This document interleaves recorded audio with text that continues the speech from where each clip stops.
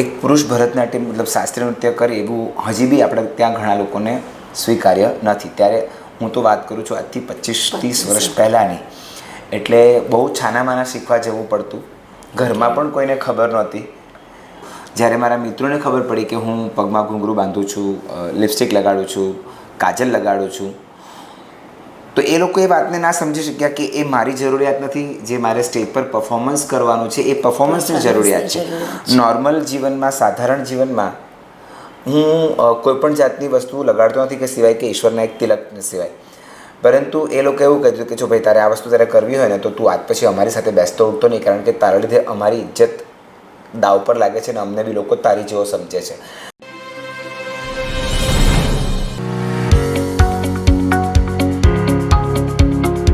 નમસ્કાર દર્શક મિત્રો, હું પ્રતિમા સોની, એક શિક્ષણવિદ, ગુરુદેવો ભવ સિરીઝની અંદર આપ સર્વેનું હાર્દિક સ્વાગત કરું છું. મિત્રો, આપને સૌને ખબર છે કે ગુરુદેવો ભવ સિરીઝની અંદર આપણે અત્યાર સુધીમાં શિક્ષણ ક્ષેત્રના વિવિધ ગુરુઓને મળી ચૂક્યા છીએ કે જેમણે શિક્ષણની અંદર ખૂબ જ સુંદર કાર્ય કરી અને વિદ્યાર્થીઓના જીવનને ઉજ્જવળ બનાવ્યું છે. પરંતુ શું ગુરુ ફક્ત શિક્ષણના જ હોઈ શકે? ના, તેવું નથી. ગુરુ માટે એવું કહેવાય છે કે જે આપણને અંધકારમાંથી ઉજાસ તરફ લઈ જાય છે, આપણને એક સાચી દિશા બતાવે છે, તે ખરેખર ગુરુ હોય છે. તે ગુરુ શિક્ષણના ગુરુ હોઈ શકે, કલા ક્ષેત્રના ગુરુ હોઈ શકે, સ્પોર્ટ્સના ગુરુ પણ હોઈ શકે. એવા વિવિધ પ્રકારની જે વસ્તુ શીખવાડનાર વ્યક્તિ છે તે ગુરુ હોઈ શકે છે. અને તેવા જ કલાગુરુ શ્રી જયમીનભાઈ કાનન આજે આપણા ખબર છે .comની અંદર ઉપસ્થિત છે. તો જયમીનભાઈ, હું આજે આપનું હાર્દિક સ્વાગત અને અભિવાદન કરું છું. જયમીનભાઈ ભરતનાટ્યમના કલાગુરુ છે. સુરત શહેરમાં ઘણા બધા બાળકોને તેમણે નૃત્યના પાઠ અત્યાર સુધી ભણાવ્યા છે. અને ખરેખર આનંદ આજે એ વાતનો છે કે આપણે આજે એવા વ્યક્તિને મળવા જઈ રહ્યા છીએ જેણે શિક્ષણ સિવાયની વસ્તુ શીખવી અને ગુરુપદ મેળવ્યો છે. તો એવા કલાગુરુનું ફરીથી હાર્દિક સ્વાગત અને અભિવાદન કરું છું. જયમીનભાઈનો પરિચય આપણે તેમના મોઢેથી જ સાંભળીશું. સૌથી પહેલાં તો પ્રતિમાબેન, જ્યારે ગુરુ સિરીઝની વાત થઈ રહી છે તો હું એટલું ચોક્કસ કહી કે આ એક પંક્તિ છે કે ગુરુ એસા કીજીએ, આપણે ગુરુ ગોવિંદ દોનો ખડે કાકો લાગુ પાય, બલિહારી ગુરુ આપકી ગોવિંદ દિયો બતાય. બટ હું આ પંક્તિને છે ને હંમેશા ઇનકમ્પ્લીટ માનતો હું. કારણ કે આ પંક્તિની અંદર બીજી 4 વાક્યો મેં પોતે લખ્યા છે ને મારા વિદ્યાર્થીઓને હું શીખવાડું છું કે ગુરુ એસા કીજીએ જૈસે પૂનમ કા ચંદ્ર, અરે વાહ, तेज करे पर तपे नहीं, उल्टो दिए आनंद. वाह वाह. और ऐसो आनंद जो मुझे घर में मिले तो मुझे मिले परमानंद, और जब मुझे मिले परमानंद तो मैं काहे जाऊँ वृंदावन. વાહ વાહ. સો બેઝિક ઇઝ લાઈક પહેલાંના જમાનામાં જે કહેવાતું ને કે ગુરુ પરંપરા, ગુરુ ગૃહસ્થાને રહો, ત્યાં રહીને શીખો. પરંતુ હવે આજના જે હાઈટેક જમાનો છે એમાં હવે આ વસ્તુ શક્ય નથી કે વિદ્યાર્થીઓ ગુરુને ત્યાં રહે અને જ્ઞાન મેળવે. એટલે હવે વિદ્યાર્થીઓ 1-1 કલાકના બેચ માટે આવે છે અને પોતાની જ્ઞાનને સંતોષે છે. છતાં બી એ પરંપરા હજી બી ચાલુ રહી છે કે એ લોકોને શીખવાની ધગસ છે. જયમીનભાઈ, આપની સર્જનશ્રી એકેડેમી ભરતનાટ્યમની ચાલી રહી છે, આપ તેના વિશે અમને થોડો બ્રીફમાં જણાવશો? સર્જનશ્રી એકેડેમી ઓફ ભરતનાટ્યમ છે ને, મેં તો સર્જન એટલે સૌથી પહેલાં તો શ્રી ગણેશનું સ્થાન મૂક્યું છે. અને પાછલા 28 વર્ષોથી હું ભરતનાટ્યમ શીખવાડી રહ્યો છું સર્જનશ્રીમાં. તો શરૂઆત 3 વિદ્યાર્થીઓ સાથે થઈ હતી. હા, અને ત્યારબાદ ધીરે ધીરે કરતાં અમે લોકો 5 શાખા સુધી પહોંચ્યા છીએ. વરાછા, કતારગામ, હનીપારક, સંસ્કાર ભારતી, અને હવે નેક્સ્ટ યરથી અમે લોકો ડિંડોલી જઈ રહ્યા છે. અરે વાહ. તો અત્યાર સુધી સર્જનશ્રીની અંદર કમસે કમ 3 લાખ જેટલા વિદ્યાર્થીઓએ ભરતનાટ્યમની ટ્રેનિંગ મેળવી છે પાછલા 28 વર્ષોમાં. 200થી વધારે વિદ્યાર્થીઓએ અરંગેત્રમની પદવી મેળવી છે, અરંગેત્રમ પૂર્ણ કરેલ છે, જે એક કઠિન સાધના છે. કારણ કે તજજ્ઞોની સમક્ષ ગુરુઓની પરવાનગીથી સંગીતકારો અને વાદ્યકારો સાથે સંગત કરીને 3 કલાક સતત લાઈવ પરફોર્મ કરવું, જેના માટે વિદ્યાર્થીઓ પાસે અમે લોકો ખૂબ જ પરિશ્રમ કરાવતા હોય. એવા 200થી વધારે વિદ્યાર્થીઓ અરંગેત્રમ કરેલ છે. 400થી વધારે વિદ્યાર્થીનીઓ વિશારદની પદવી, BA ઇન ડાન્સની પદવી અમારા સંસ્થા થકી મેળવી ચૂકી છે. 30થી વધારે વિદ્યાર્થીનીઓ માસ્ટર્સ ઇન ડાન્સ એટલે કે MA ઇન ભરતનાટ્યમની પદવી અમારા સંસ્થાના માર્ગદર્શનથી મેળવી ચૂકી છે. આ સિવાય અમે લોકો પ્લેટફોર્મ પ્રોવાઈડ કરીએ છીએ સ્ટુડન્ટ્સને, જેવી રીતે કે શિવરાત્રિ હોય, જન્માષ્ટમી હોય, તો આવા પ્રસંગો પર અમારી સંસ્થા મંદિરોમાં કાર્યક્રમ કરતી હોય છે. તો વિદ્યાર્થીઓને એ પાવન પર્વ પર પોતાના તહેવારને ધાર્મિક રીતે નૃત્યમય ઉજવવાનો જે મોકો મળતો હોય છે એ અમે આપીએ છીએ. સાથે સાથે વર્ષમાં અમારી સંસ્થા તરફથી અનેક કાર્યક્રમો થતા હોય છે. તે કે અમારો સંસ્થાનો વાર્ષિકોત્સવ થાય છે, ત્યારબાદ સર્જનોત્સવ કરીને એક અમારી નૃત્ય પરંપરા સિરીઝ છે, જેમાં અમેથી અન્ય કલાગુરુને બોલાવીએ છીએ અને એમની પાસે પરફોર્મ કરાવીએ છીએ, જેથી કરીને અમારા સ્ટુડન્ટ્સને, બીજા સ્ટુડન્ટ્સ લોકોને પણ બહારથી બોલાવીએ કે તમે આવો, આ પ્રકારનો કાર્યક્રમ થઈ રહ્યો છે, આ પ્રકારના ગુરુ આવી રહ્યા છે. તો એ લોકોને જોવાનો લાભો મળે અને એ વિદ્યાર્થીઓ અમને તો પરફોર્મ કરતા જોતા જ હોય, પરંતુ જ્યારે અન્ય વ્યક્તિઓને પરફોર્મ કરતા જ હોય તો એ લોકો વધારે મોટિવેટ થાય કે જો આ લોકો આવું પરફોર્મ કરે તો અમે કેમ નહીં. ખૂબ સરસ વાત કરી કે મંદિરની અંદર જઈ અને આપણે ભરતનાટ્યમને અને પોતાના નૃત્યને સાંકળવું એ ખરેખર ખૂબ સારી વાત છે. અને જયમીનભાઈ, આપે કહ્યું કે તમે 28 વર્ષથી જ્યારે ભરતનાટ્યમ ફિલ્ડ સાથે, નૃત્યની ફિલ્ડ સાથે સંકળાયેલા છો, ત્યારે સૌથી પહેલાં જાણવાની એવી ઈચ્છા થાય કે આપનો પોતાનો શૈક્ષણિક ક્ષેત્રનો અભ્યાસ શું રહ્યો અને તમે ભરતનાટ્યમ ફિલ્ડ તરફ કેવી રીતે તમારો ઝુકાવ બતાવ્યો? જ્યારે અમે લોકો ભણતા ને ત્યારે ટેલિવિઝન માત્ર બ્લેક એન્ડ વ્હાઇટ જ આવતા. કલર્સ ટીવી આવશે એવી કોઈને ગણતરી પણ નહોતી એમ. અને હજી બી યાદ છે પેલું ગોળ ચકરડાવાળો ફોન, જેમાં એક નંબર ફેરવો એટલે ફર્યા કરે, પછી વેઇટ થાય કરવી પડે કે હવે બીજો નંબર ડાયલ કરો છે. એ સમય હતો. એટલે એ વખતે છે ને દૂરદર્શન પર સિરિયલ આવતી હતી. એમાં હજી બી મને યાદ છે રંગોલી સિરિયલ, છાયા ગીત અને ભારત કે શાસ્ત્રીય નૃત્ય, આ 3 જ વધારે આવતા. બાકી નુક્કડ ને એવી તેવી એકાદ સિરિયલ આવતી. પરંતુ એ વખતનો સમય એવો હતો બેન, તમને યાદ હશે કે મહોલ્લામાં 50 ઘરની વચ્ચે એક ટીવી હોય ને તો એ 49 ઘરવાળા એ 50મા વ્યક્તિ સાથે બહુ સારો સંબંધ રાખશે, કારણ કે અમને ટીવી જોવા મળશે. તો અમે એ સમય થતો ને તો અમે બધા પહોંચી જતા ને ટીવી પર શાસ્ત્રીય નૃત્યની સિરીઝ આવતી. ત્યાર તો બહુ નાનો, એટલે એમ કહે ને કે સમજ પણ નહોતી પડતી કે આને શું કહેવાય, પણ જોવું ગમતું. ધેન એ વસ્તુનું આકર્ષણ થવા માંડ્યું, એટલે હું એ સિરિયલ રોજ જોતો. પછી એ દરમિયાન હેમા માલિનીની નુપુર સિરિયલ આવી અને પછી મારો ક્રેઝ એ તરફ ધીરે ધીરે વધતો ગયો અને પછી મેં પ્રોપરલી શીખવાની શરૂઆત કરી. કેટલા વર્ષની ઉંમરથી આપણે ભરતનાટ્યમ શીખવાની શરૂઆત કરી? એટ ધ એજ ઓફ 18, 18 વર્ષે. 18 વર્ષથી શરૂઆત કરી. કારણ કે બહુ અઘરું હતું. પહેલી વસ્તુ તો ફાઇનાન્શિયલ રીતે સેટ કરવું આ વસ્તુને, અને સેકન્ડ એક પુરુષ ભરતનાટ્યમ મતલબ શાસ્ત્રીય નૃત્ય કરે એવું હજી બી આપણે ત્યાં ઘણા લોકોને સ્વીકાર્ય નથી. ત્યારે હું તો વાત કરું છું આજથી 25-30 વર્ષ પહેલાંની. એટલે બહુ છાનામાના શીખવા જવું પડતું. ઘરમાં પણ કોઈને ખબર નહોતી. અને પછી ધીરે ધીરે લોકોને જ્યારે ખબર પડી, મારો ફોટો પેપરમાં છપાયો કોસ્ચ્યુમ, મેકઅપ ને ઓર્નામેન્ટ્સ, ઘૂંઘરું સાથે, ત્યારે લોકોને ખબર પડી કે હું આ પ્રકારનું કંઈક કરું છું. ઓકે, એટલે 18 વર્ષની ઉંમરથી આપણે ભરતનાટ્યમ શીખવાની શરૂઆત કરી. તો આપણું ભરતનાટ્યમનો એન્ડ 7 વર્ષની તે એક આપણી યાત્રા હોય છે શીખવા માટેની. તો કેટલા વર્ષમાં આપણે પૂરા કરી શક્યા અને એમાં તમને કોઈ પણ પ્રકારની સ્ટ્રગલ આવી? જે બેસિક ટ્રેનિંગ છે બેન, એ બહુ સરળતાથી પતી ગઈ. પરંતુ મેં જે વસ્તુને ફેસ કરી એ ઘણું બધું નેગ્લેક્શન હતું. જ્યારે મારા મિત્રોને ખબર પડી કે હું પગમાં ઘૂંઘરું બાંધું છું, લિપસ્ટિક લગાડું છું, કાજલ લગાડું છું, તો એ લોકો એ વાતને ના સમજી શક્યા કે એ મારી જરૂરિયાત નથી. જે મારે સ્ટેજ પર પરફોર્મન્સ કરવાનું છે એ પરફોર્મન્સની જરૂરિયાત છે.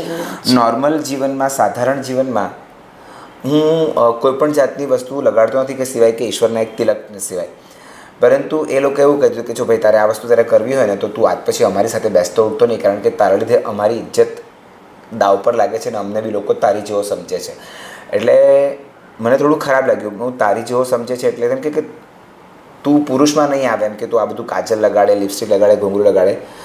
અને એ મને સ્થળ બી યાદ છે, સુરત શહેરનું ક્વોલિટી રેસ્ટોરન્ટ. ત્યાં અમે લોકો બેસતા દર રવિવારે ને પછીથી એ લોકોએ મારી સાથે બેસવાનું છોડી દીધું અને અમુક વર્ષો પછી એ જ લોકો મારી સાથે ફરીથી બોલતા થયા અને બધું સારું થયું.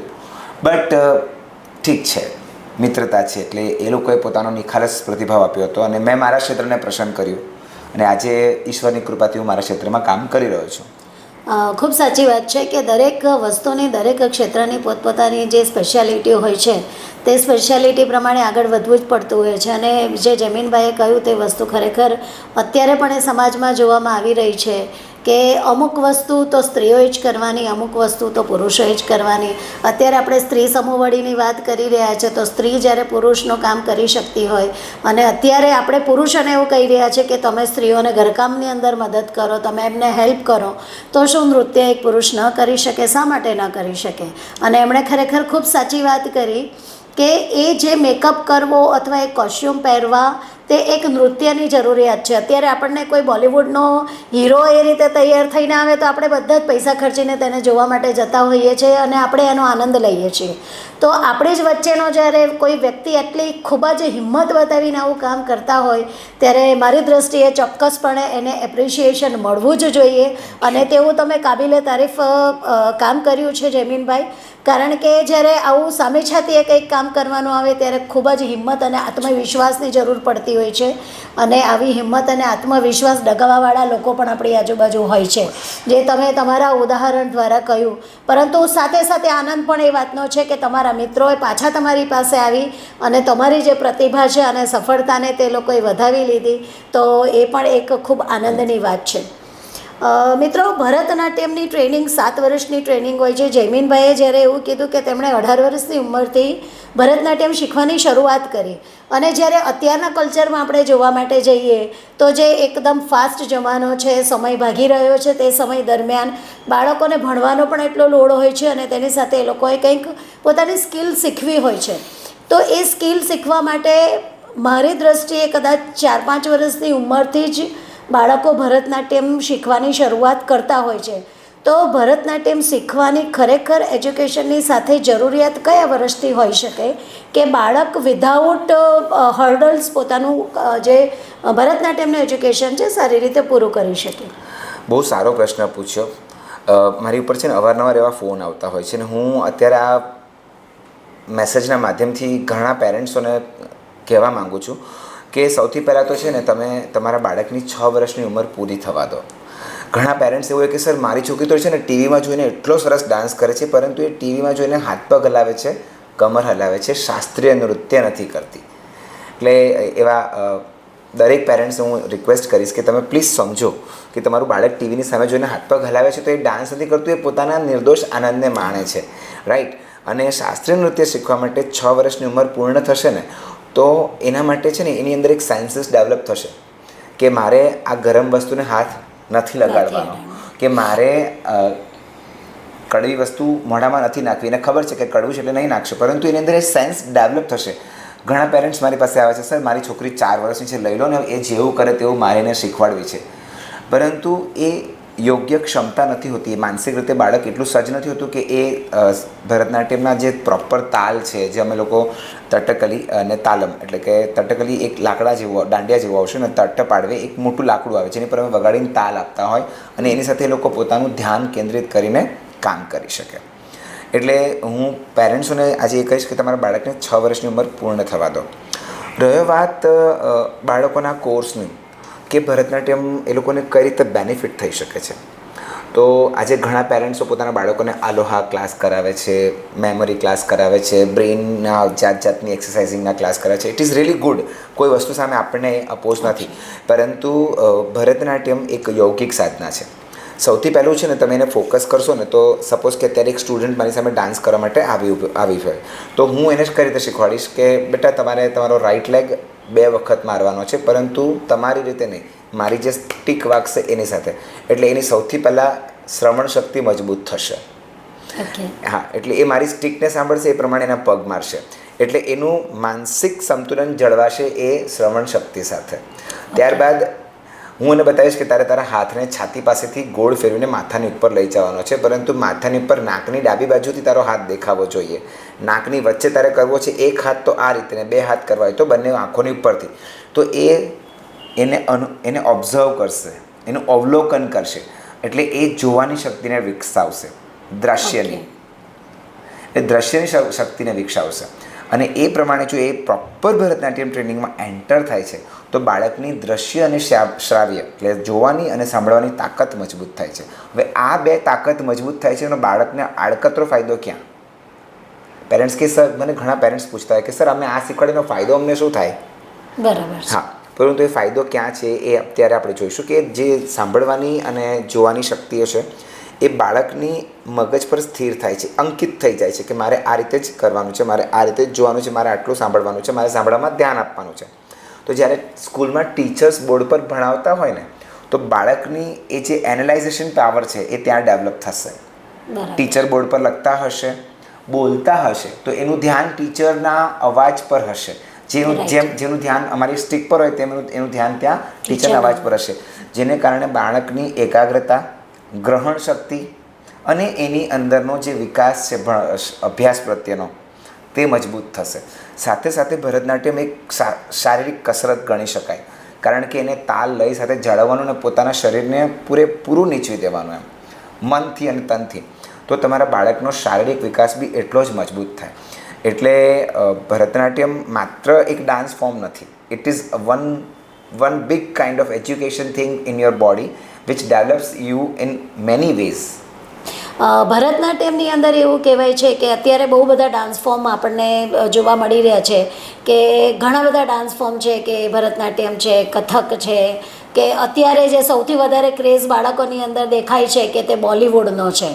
તો તમને એ કયા પ્રકારની સ્ટ્રગલ અત્યારે અનુભવાય છે કે બાળકો જ્યારે કહેવાય ને કે અત્યારે બધાની પાસે સમયનો અભાવ છે, જે જલ્દી પતી જાય છે તે જ વસ્તુ આપણે કરવી છે, લાંબા ગાળાની વસ્તુ માટે કોઈ પણ વ્યક્તિ ઇન્ટરેસ્ટેડ નથી હોતો. તો બોલિવૂડ ડાન્સ 3 કે 4 મિનિટની અંદર કમ્પ્લીટ થઈ જાય છે એટલે લોકો એના તરફ આકર્ષાય છે. તેનું મ્યુઝિક બહુ સારું છે, એનાથી થોડાક ક્ષણિક આનંદ વધારે મળતો હોય છે.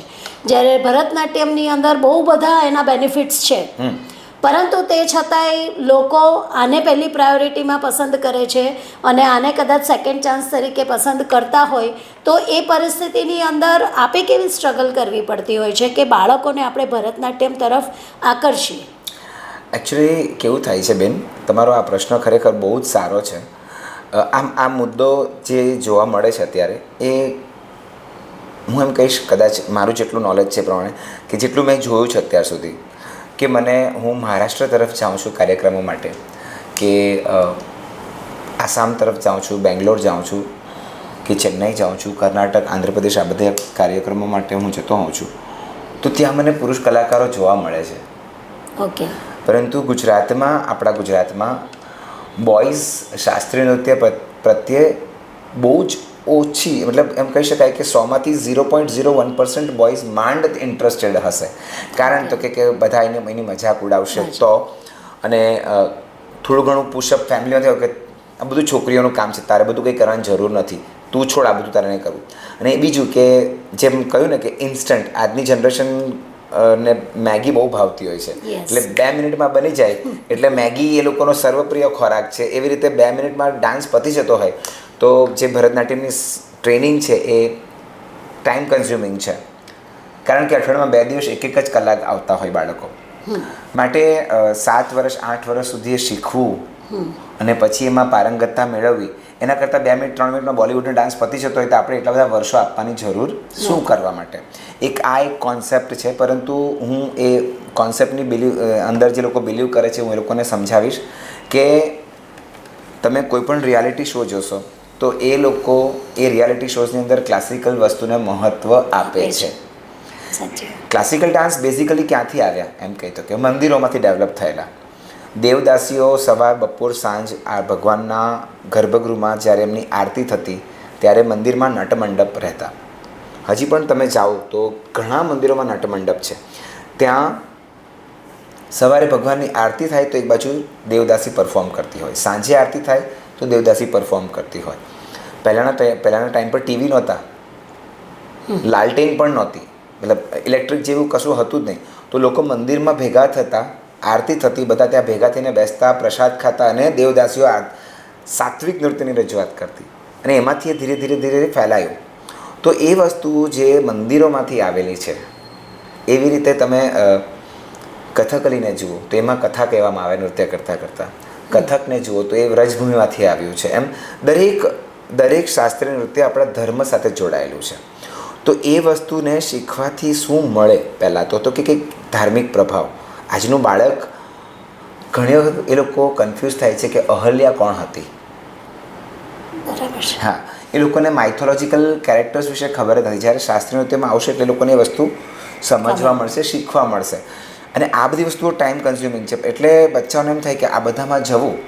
એટલે બેઝિક કોન્સેપ્ટ એ છે કે તમે જો શાસ્ત્રીય નૃત્ય તરફ વળશો તો ફિઝિકલ, મેન્ટલ તો તમારું ડેવલપમેન્ટ છે જ, પરંતુ તમારું બાળક તમારા કલ્ચરને, તમારી હિસ્ટ્રીને જાણશે. કારણ કે નૃત્ય કરતાં કરતાં કથાઓની રજૂઆત આવશે. જ્યારે બોલિવૂડમાં શું છે કે જાત જાતની સ્ટાઇલ છે, એટલી બધી જાત જાતની સ્ટાઇલ છે, એ લોકો પણ બેઝિકલી બીટ તો ભરતનાટ્યમની જ ફોલો કરે છે. બરાબર છે. અને દરેક રિયાલિટી શોમાં શાસ્ત્રીય નૃત્યને આજે એપ્રિસિએશન આપવામાં આવે છે. કારણ કે બધા જ હિપહોપ કરે છે, બધા જ ચાચા બટાટા, બધી જાત જાતની સ્ટાઇલ કરે છે. પરંતુ શાસ્ત્રીય નૃત્યનું જે પકડ છે એ બધા પાસે નથી. અને છેલ્લે પછી ઘણા કલાકારો, ડાન્સ ટીચરો અમારી પાસે શીખવા આવતા હોય છે કે મારે એક શો છે, એમાં મારે થોડુંક આ રીતનું ક્લાસિકલ કરવું છે, પણ મારે બીટ નથી આવતી, મારો બેઝ નથી આવતો, મને થોડુંક શીખવાડો. તો બેઝિકલી હું આજે પેરેન્ટ્સોને એ જ કહીશ કે તમે વેસ્ટર્ન ડાન્સ ખરાબ વસ્તુ નથી, આનંદ આપવાળી વસ્તુ છે, બરાબર છે. પરંતુ જે મૂળ પાયો છે ભરતનાટ્યમ, શાસ્ત્રીય નૃત્ય, એ આપણી સંસ્કૃતિ છે, એ આપણા મંદિરમાંથી જોડાઈને આવેલું છે, આપણી ધરોહર છે. તો એની સાથે જોડાશો તો તમારું બાળક માત્ર જોશે ને તો બી શીખી જશે. કારણ કે એ શાસ્ત્રીય નૃત્યની શીખવાની જે પદ્ધતિ છે, જે ટેકનિક છે ને, એ એટલી સચોટ છે, એટલી ક્લિયર છે કે એને સમજાવવામાં આવે છે, ઓબ્ઝર્વેશન આપવામાં આવે છે કે આ રીતે મૂવમેન્ટ થાય, આ રીતે મૂવમેન્ટ કરવાની. તો મારું બાળક જ્યારે એ વસ્તુને જોશે એટલે ઓટોમેટિકલી એ શીખી જશે. પછી એને એ વસ્તુ આગળ જવા માટે જરૂર નહીં પડશે કે હા મારે હવે આને શીખવું છે. એની અંદર એ પાવર ડેવલપ થઈ જશે. હવે જે વર્ગ આવે છે ને એ ક્યાંક તો રસ ધરાવતા હોય તો આવે છે. બીજો વર્ગ આ છે ને વિશ્વમાં બેન, આ મારા જવાબ આપતા પહેલાં હું એક નાનો તો દાખલો આપીશ. આ વિશ્વમાં 3 પ્રકારના લાકડાઓ છે. પહેલાં અગ્નિ દેવતાની નજીક જાય ને તરત સળગી ઉઠે. બીજા એની અંદર કોઈ જ્વલનશીલ પદાર્થ નાખો, ઘી, તેલ, કેરોસીન, પેટ્રોલ, પછી એ થોડા સળગશે. અને ત્રીજા, આખી જિંદગી તમે એને પેટ્રોલમાં બોળી રાખશો અને પછી સળગાવશો તો એ નહીં સળગશે. એટલે મારી પાસે આવનારો જે વર્ગ છે એ બી હું એને બી 3 પ્રકારે મૂલવું છું. બરાબર છે. એક રસ ધરાવે છે તો આવે છે. બીજા પેલા જાય છે ને, આપણે બી જવું જોઈએ. બરાબર છે. ત્રીજા કંઈ નહીં કરે, ઘરમાં બેઠું હેરાન કરીને કરતાં ત્યાં જાય તો આપણને ઘરમાં કલાક શાંતિ. એટલે આ પ્રકારનો ફ્લો છે.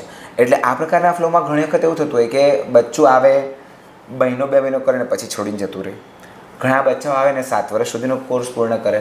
ઘણા થિયરીનો ચેપ્ટર શરૂ થાય એટલે ત્યારથી ભાગી જાય.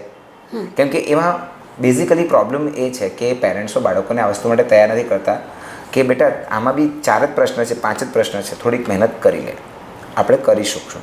કેમ કે જેમ તમે કહી ગયા ને કે ઓવર પેમ્પર, એટલે હું બાળકોને, પેરેન્ટ્સને ત્યારે બી સમજાવું કે દીકરા, તમે સ્કૂલના એક સબ્જેક્ટની અંદર તમારા 15 ચેપ્ટર આવતા હોય, તમે 7 સબ્જેક્ટ ભણો છો, તો you are studying almost 135 chapters તમે તમારા મગજમાં લઈને ચાલો છો. તો તમે ક્લાસિકલ ડાન્સની થિયરીના 5 પ્રશ્ન લઈને નહીં ચાલી શકો.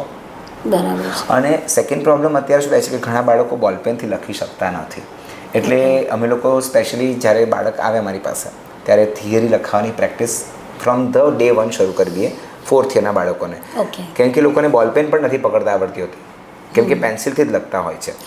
તો એ થોડુંક પછી અમારે એ લોકો સાથે એ રીતે કામ કરવું પડે છે. એટલે જે ફ્લો છે એમાંથી અડધો ફ્લો ઘટી જ જાય છે અત્યારે. કારણ કે અમારે તો આમાં લેખિત પરીક્ષા આપતો નથી, આવે હાથ પગ હલાવીને નાચીને જતું રહે એવા. કેમ કે લોકોને બેઝિક પર કોન્સેપ્ટ ખબર જ નહીં હોય કે ભરતનાટ્યમ એક્ઝેક્ટ શું છે.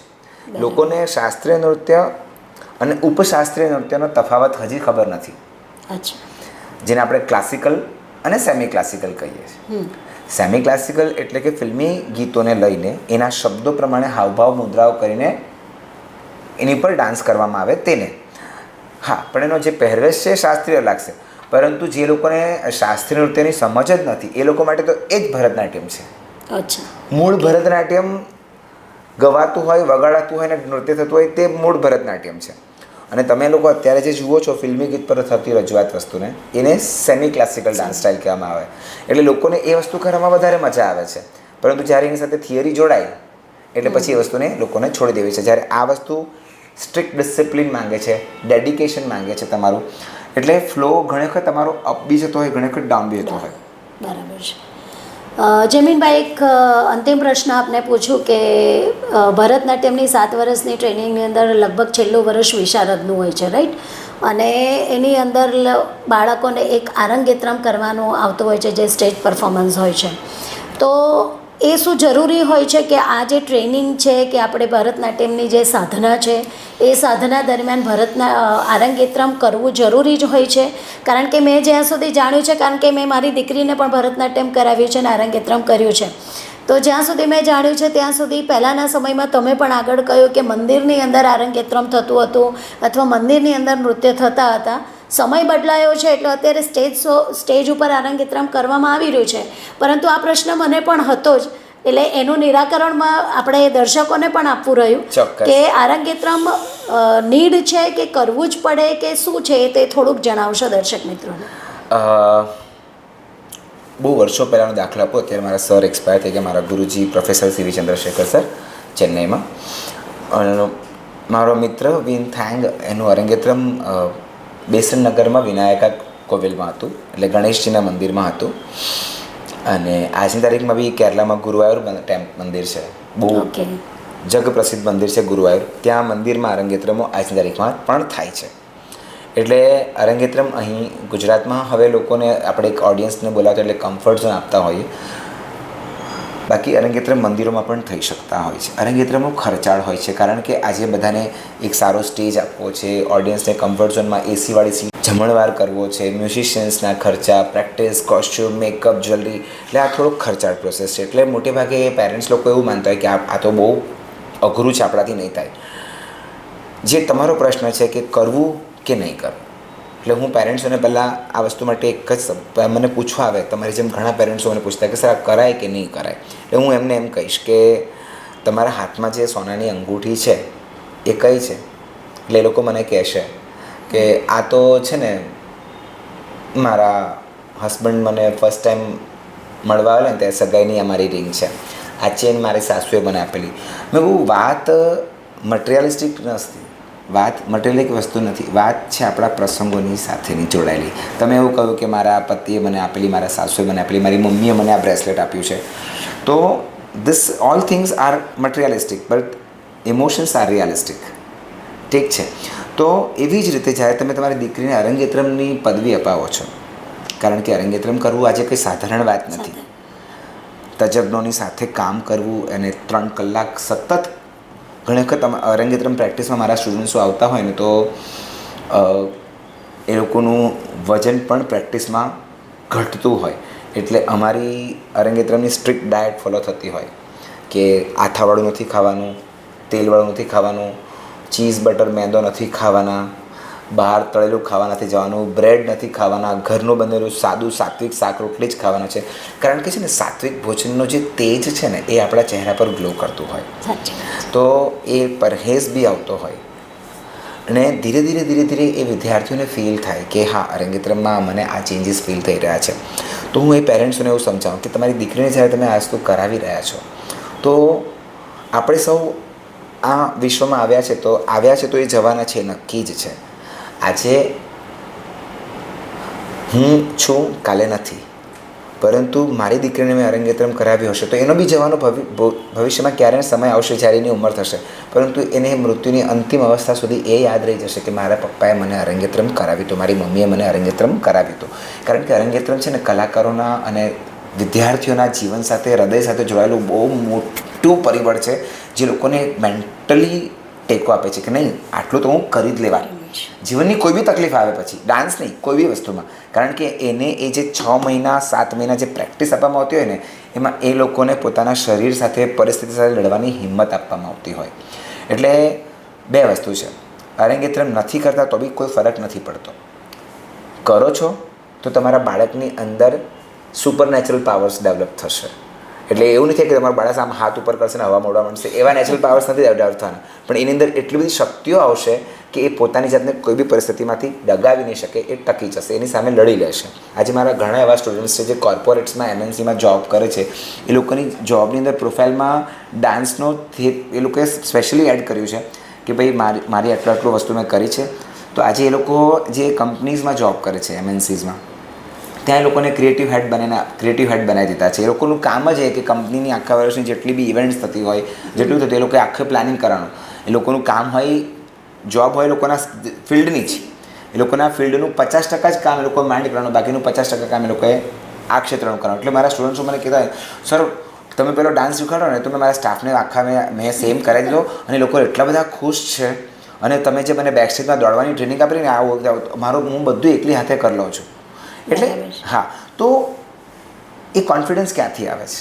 એ અરંગેત્રમથી આવે છે. શિક્ષણની સાથે સાથે બાળકની સ્કિલને ઓળખી અને બાળકને એ દિશામાં આગળ લઈ જાઓ. આગળ તો લઈ જાઓ છો, પરંતુ તે જે પણ ક્ષેત્રમાં જ્યારે બાળક આગળ જાય છે ત્યારે તેને પરિપૂર્ણ તેનું નોલેજ મળે ત્યાં સુધી આગળ લઈ જઈ શકશો. તો ચોક્કસપણે જેમ જયમીનભાઈ અત્યારે સુરત શહેરની અંદર ખૂબ સુંદર નામ કરી રહ્યા છે, તે રીતે આપણા બાળકો પણ નામ કરશે અને આગળ વધશે. તો ખબર છે .comના માધ્યમથી જયમીનભાઈ હું આપનો ખૂબ ખૂબ આભાર પ્રગટ કરું છું કે આપે અહીંયા અમને સમય આપ્યો અને આપના વિચારો, જે ભરતનાટ્યમ વિશેની ઘણી બધી એવી વાતો હતી કે જેનાથી અમે અજાણ હતા અથવા અમારું નોલેજ અડધું હતું, તે તો અમે અત્યારે પરિપૂર્ણ કર્યું. તો દર્શક મિત્રો, ફરીથી આપ સર્વેનો તેમજ જયમીનભાઈનો આભાર પ્રગટ કરું છું. Thank you so much.